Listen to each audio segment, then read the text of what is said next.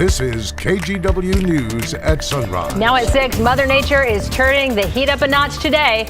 There's a heat advisory for the Portland Metro, and we are talking temperatures up to 100 degrees. Rod Hill has more on that, a thunderstorm threat, and increased fire danger in just a few minutes.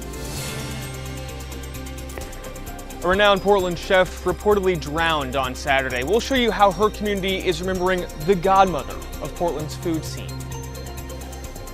All right, take a look at this next piece of video. It starts with a timber. In all seriousness, we don't know what the status is of that driver. Were they angry? Were they just bad at driving? We do know it knocked over that gas pump, and we now know who's stuck paying for the damage. That story just a few minutes away.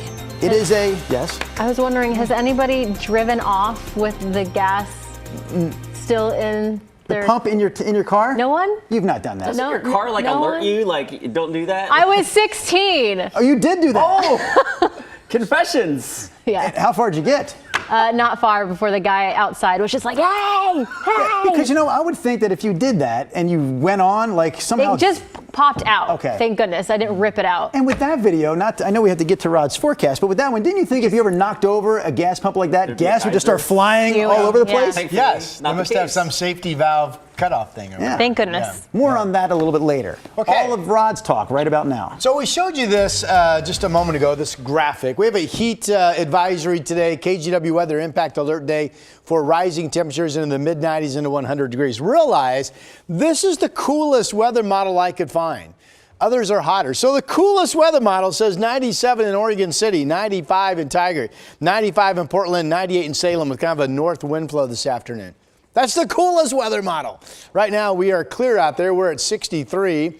Here is our forecast here at KGW. We're going 83 at noon in red. Heat advisory, KGW weather impact alert day, and we're forecasting high of 98. Yesterday it was 86. Again, Chris, as you know, we don't see these one-day dramatic heat spikes very often. We're going to see it today. Hot Rod, there's nothing cool about that. All right, let's go ahead and pick it up in Wilsonville. I-5 rolling right along to West Lynn, I-205. Rolling right along. Let's hit the W's. Wood Village, rolling right along. Where I'm going with that, guys, is that we've got no crashes, no unexpected freeway delays just yet. We're off to a good start.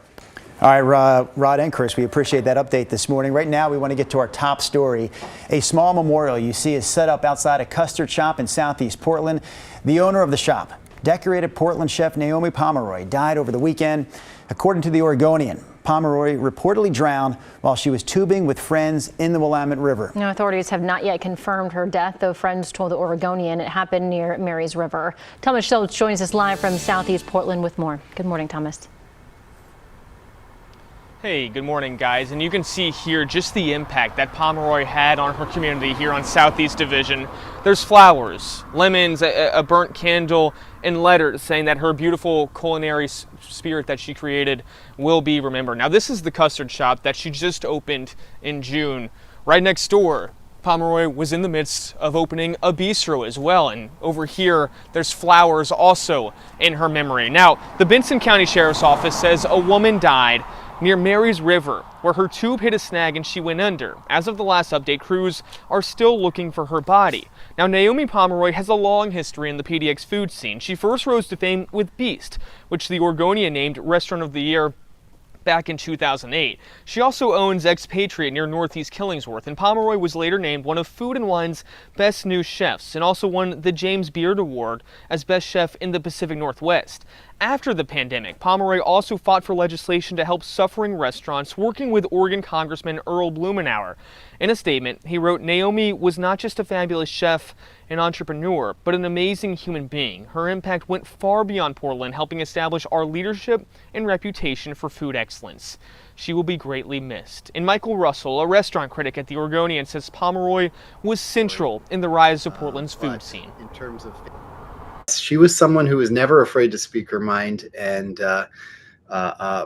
always spoke the truth, and knew how to stick up for herself and who she was and what she represented.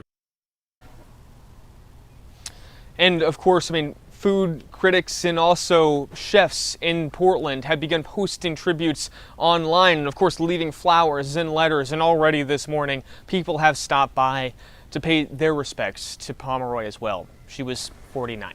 Guys? All right, Thomas Schultz reporting live for us this morning. We'll continue to cover this story throughout the day here on KGW. Meanwhile, back to the story we talked about at the top of the hour, a driver running into and knocking over that gas pump in North Portland before taking off. This happened on Sunday morning at the Interstate 76 near North Killingsworth. That station has been a part of that neighborhood for more than 50 years. The owners just recently reopened the gas station following more than 2 months of renovations. Never in a million years to imagine I would see what I saw. This act of crime just feels like we have been kicked when we were down because we've barely been open. Everything was brand new. And now, we're still paying for this project that just happened. And now we're going to have to pay for this new pump. It's just like, wow. We just heard from one of the co-owners there who also told us a replacement pump would cost about $40,000. The other pumps, though, still work at the station, so it's staying open at this point. And police say they're still looking for the driver. Meanwhile, police have identified 20-year-old Asher Mendez as the man who was shot and killed at Selwood Riverfront Park in southeast Portland Friday night. A medical examiner ruled Mendez's death a homicide, saying he died from a gunshot wound. Police say a lot of people were in the area when the shooting happened, but they left without talking to officers. So anyone who witnessed what happened or knows anything about this shooting should contact Portland Police. And Portland Police say a third teen has died in connection to the deadly crash that happened near 139th and Division last month. On June 25th, Gresham Police attempted to conduct a traffic stop on a stolen car. That's when police say the driver took off, hit another car, and eventually slammed into a power pole. 2 people inside the vehicle were killed. A third was taken to the hospital with serious injuries. According to police, that third person died last week as a result of their injuries. 3 people killed in this crash were teenagers. A judge sentenced the man responsible for a deadly carjack shooting in northeast Portland 4 years ago to more than 20 years in prison. 2 months ago, a jury found Quentin Blackman guilty of first-degree manslaughter and robbery in the August 2020 shooting death of 66-year-old Thomas Hammond. Blackman is also charged with murder in another case. That trial is scheduled for September. The Washington County Sheriff's Office says a father died while he was trying to keep his child afloat in the Tualatin River. Investigators say on Sunday, 42-year-old Jeremiah Baldwin went under and did not resurface. People nearby helped rescue the child. Later, crews found Baldwin's body. Baldwin was not wearing a life jacket. The Portland Public School District named former Multnomah County Chair Deborah Kafoury as its new chief of staff. And her first day on the job is today. Kafoury served on the Multnomah County Board of Commissioners for 14 years, including 8 as chair. She was also an Oregon State representative and spent 2 years as House Democratic leader. Today at 9 a.m., the first phase of the Peace Health Southwest Emergency Department expansion will open for patient care. The new facility doubles the size of the current emergency department, which is considered the busiest on the West Coast. It'll also feature enhanced security system and more private rooms. Phase 2 of that emergency department construction will begin soon and is expected to be finished in early 2026. All right, take a look at this next piece of video. It shows a dog rescue on Saddle Mountain along the Oregon coast. So last Friday, rescue crews had to carry a Great Pyrenees, pretty big dog, off the mountain using a stretcher.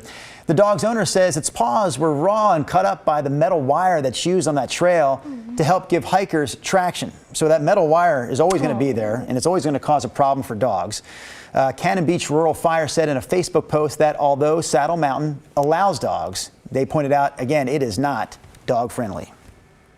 Take a look at this, a friendlier story, if you will. Portland Fire all smiles after this rescue effort. They rescued a duckling, or ducklings, I should say, off Marine Drive in North Portland yesterday.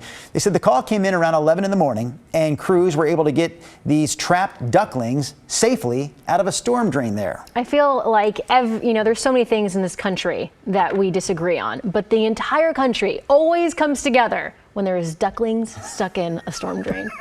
Yeah, we wouldn't be telling you that story, I'm sure, if it did not end as it did. And Portland Fire and Rescue hopefully would not be posting the story if it did not end as it did. I'm so glad they're safe. Big smiles from the Portland Fire and Rescue guys there yesterday, Rod. Quack, quack. That's He's my back. transition. Let's go. That's all I got. Quack, quack. All right. A crazy one-day heat spike. That's what I'm calling it. Winds flipped to the east today. And just like that, seemingly out of nowhere, we're going to go from a day that's been around 90 lately, although it was only 86 yesterday, to all of a sudden right back up to around 100 degrees. So heat advisories are up. KGW weather impact for the heat. All the advisories you can think of are up. Now, technically from the Weather Service, the heat advisories is out east, the Gorge, and the Portland metro area. But here's the deal. All the way down in Salem, it's going to be 100 and 101. So in my frame of thinking, yeah, consider yourself under a heat advisory and consider the fact that you need to be aware of how hot it's going to be this afternoon, plan your day accordingly. And then also, because, I mean, we're talking 95 to 100 and maybe even a 101 or 102, even here in the Willamette Valley this afternoon.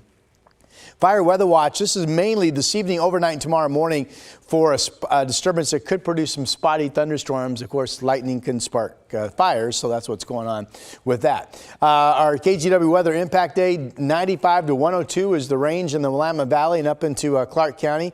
Obviously, stay hydrated, reduce activity in the heat of the day. You know all this stuff. A hat's great, sunblock's great. Check on friends without AC. Of course, one of the headlines in the last handful of years has been we are increasing the housing units with air conditioning in our area as our summers continue to heat up. Here's a clear sky down in Newport. It's cloudy up in Lincoln City, but from Uquinta Bay, you can see it's all clear. We have mainly clear skies, a rising sun on the left side of your screen there from the Wells Fargo Tower looking out to the east, of course. We're at 63 right now. Clearly, this is the comfortable part of your day. 56 down in Eugene, 59 if you're driving up to Seattle this morning. That's mainly a clear drive, and 61 degrees out in John Day. There's a little disturbance that swings near shore and then shoots up to the north this evening and overnight. And that's why these are all cumulus clouds coming up from the south this afternoon and then overnight into tomorrow morning. You see a storm chance in eastern Oregon. All these green specks could actually be fizzling thunder showers. So again, you might hear some thunder rumbling tonight. Valley forecast for today. How about a big 9-9er for Salem? 98 degrees expected in Wilsonville. Southwest Washington, first time in a while, you folks up in Longview have been up into the 90s, and Kelso, 94. Vancouver and Portland, 98. In red, KGW weather impact alert, the heat advisory. Tomorrow, back down to 90. Again, tonight into tomorrow morning, that thunderstorm threat. And then Thursday, Friday, 89, 92. I still think Saturday's a hotter day at 97. 92 Sunday, 87 degrees Sunday. Wow. Plan your day accordingly, near 100 degrees in that 4, 5, even 6 o'clock hour this afternoon. Back to you.